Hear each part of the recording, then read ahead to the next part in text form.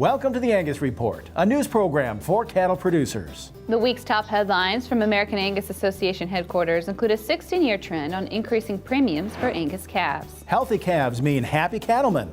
How to prevent diseases like BRD. We talk dry Distillers grains and their place in a feeding plan, and a Minnesota breeder who splits his time between raising Angus calves and coaching basketball. This is the Angus Report. Hello, I'm Bob Cervera. And I'm Crystal Albers. Our top news this week. Results from a 16-year study continue to show increasing value for high-quality Angus calves. The Here's the Premium study, released from Certified Angus Beef, compared auction prices for calves of known Angus versus non-Angus genetics at 10 markets from California to Kentucky and North Dakota to New Mexico. Interestingly, the average value of all calves doubled in the 2 years since the last comparative calf price report, setting records for both Angus steer and heifer premiums over non-Angus counterparts. This year's study, that now we have a total of information on 314,000 cattle and over 14,000 lots of cattle. And we've seen that Angus premium grow to almost $7 a hundredweight for these calves that are 5-weight calves. This has a high degree of integrity because it's going directly to the auction market managers. So they know that these calves are straight Angus calves versus all other calves. And among those all other calves would be calves of every color that are non-blacks and some that are black but known to be crossbreds, and then all crossbreds. So the Angus advantage has grown over time. There's never been a time when there wasn't an Angus premium. There's been a total of 22 surveys we've done over those years. Angus steers and heifers averaging 524 and 509 pounds respectively brought a combined average of $6.93 per hundredweight over all other calves of similar size and condition. You can read more about the Here's the Premium study in the March Angus Beef Bulletin. Every calf counts in today's competitive cattle market, making it more important than ever to prevent costly diseases such as bovine respiratory disease or BRD in your calf crop. Veterinarian Jerry Woodruff of Beringer Ingelheim Vetmedica says that a well-planned vaccination program is key to raising healthy calves.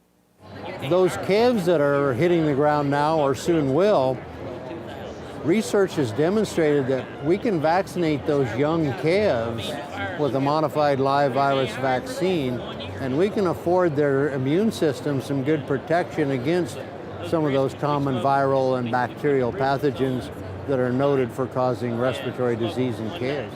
With the increase in the heifer retention that our industry is seeing currently, those heifer calves that are going to be foundations of the cow herd eventually, if we could incorporate a very sound vaccination program as we're developing those heifers, we're going to have them set up well for their future in the cow herd.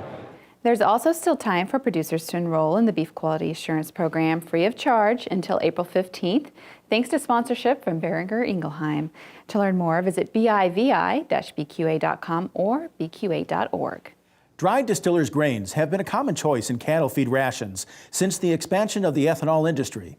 The corn byproducts make excellent feed sources for cattlemen in ethanol-producing states. But as Dan Loy of Iowa State University's Iowa Beef Center notes, it's still important to work with a nutritionist to ensure cattle are receiving the nutrients they need, especially given changes in market factors.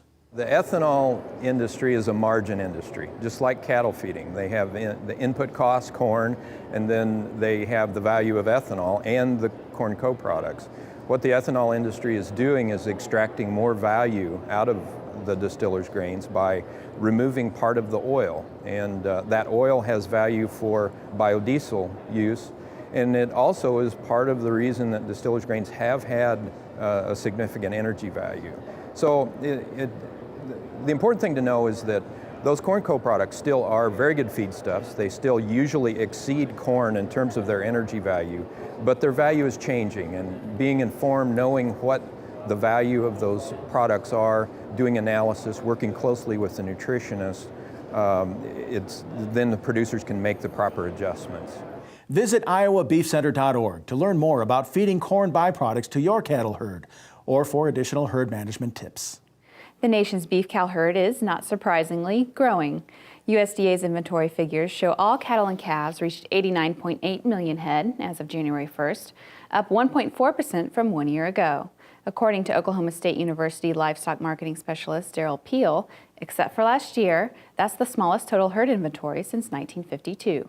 USDA's report shows the 2014 calf crop was up 0.5% from 2013 at 33.9 million head. Total U.S. cattle on feed was at 13.1 million head, up 1% from the prior year. The beef cow herd grew by 2.1% in 2014 to 29.7 million head, according to Peel, who notes that Texas and Oklahoma accounted for 62% of that growth thanks to improved weather conditions. The January 1st figures showed beef replacement heifers as a percent of the beef cow herd was a record 19.5%, indicating intensive heifer retention. Peel notes that notwithstanding significant setbacks from drought, herd expansion is expected to continue until late in the decade. As a reminder, with sale season going strong, cattlemen are invited to visit Angus.org for a complete listing of upcoming Angus sales in your area, along with searchable sale books from Angus Productions Incorporated. We go now to Jenna McCrell with a look at news you need to know this week in the Angus business. Thanks, Crystal. The American Angus Association is encouraging breeders to submit foot scores in order to develop tools that will continue to enhance structural soundness in Angus cattle and assist with selection decisions. Now available through the organization's online management program, AAA Login, producers can score their cattle on 2 criteria, foot angle and claw set. To begin the process, Angus breeders can access detailed instructions in a data spreadsheet by visiting their AAA Login account at angusonline.org. The spring 2015 edition of the Association's Sire Evaluation Report is now available online. Visit angus.org and select the Management drop-down menu, where you can access a comprehensive database of performance information on the breed's leading herd sires. Association members and commercial producers who would like a printed copy of the report may request one by contacting the association. And it's certainly been a busy time of year for Angus seed stock sales across the country, and you can browse some of the nation's top genetics online at angusauctions.com. Over the course of the sale season, the website will live stream production bull and female sales, host online-only auctions, and feature leading herd sires and embryo packages from a number of Angus farms and ranches. Again, that's angusauctions.com, and you can sign up for a free account online today. And that's what you need to know this week in the Angus business. Thanks, Jenna. When the Angus Report returns, effective health programs tailored to individual calves. And an Angus cattleman who pays equal attention to Angus calves and the young basketball players he coaches in Cold Spring, Minnesota. Visit angus.org to continue watching this episode of the Angus Report. The Angus Report is brought to you by Merck Animal Health. Why not prevent respiratory disease before it steals from your bottom line? Vista Once protects your calves with the most complete respiratory disease coverage available. And Vision Blackleg vaccines can add 14 pounds per calf at weaning. Contact your veterinarian or animal health supplier today. Your herd, your business, your family. You've always protected what matters most, so you know how important vaccinations are for healthy cattle. And with Vista vaccines from Merck Animal Health, you know you're covered. No other vaccine works like Vista. Only Vista gives you complete dual-action pneumonia protection and complete one-dose fetal protection for the entire pregnancy. Protect what matters most. Talk to your veterinarian or animal health supplier about Vista. Did you know every dollar invested in the beef checkoff returns $11.20? Did you know that without your checkoff, foreign demand for U.S. beef would have been 6.4% lower? Did you know, due to your checkoff, 15.7 billion more pounds of beef were sold in the U.S.? While you manage your operation, your checkoff investment results in higher prices, which means stronger returns for your bottom line. Get to know your checkoff at mybeefcheckoff.com. Come to the A&B 25th Annual Bull Sale on April 2nd in Bassett, Nebraska. The sale starts at 1 p.m. at the ranch, selling 130 registered fall-coming 2-year-old and yearling Angus bulls. Don't miss these range-ready, cowboy-friendly bulls. A&B Cattle, celebrating 40 years of raising registered Angus cattle.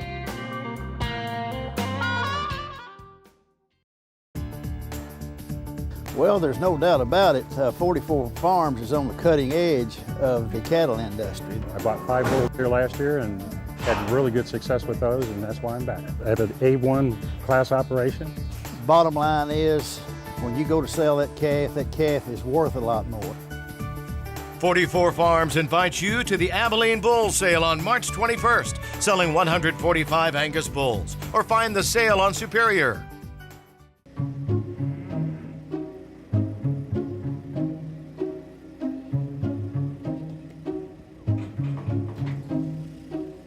Wow, I can even run Tourigate.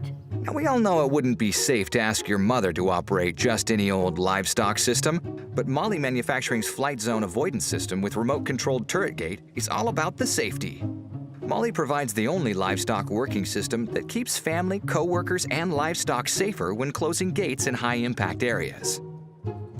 See www.mollymfg.com for Molly's full line of low-stress livestock handling equipment. Molly's Flight Zone Avoidance System with turret gate. It's mother approved. It's all about the safety at Molly Manufacturing.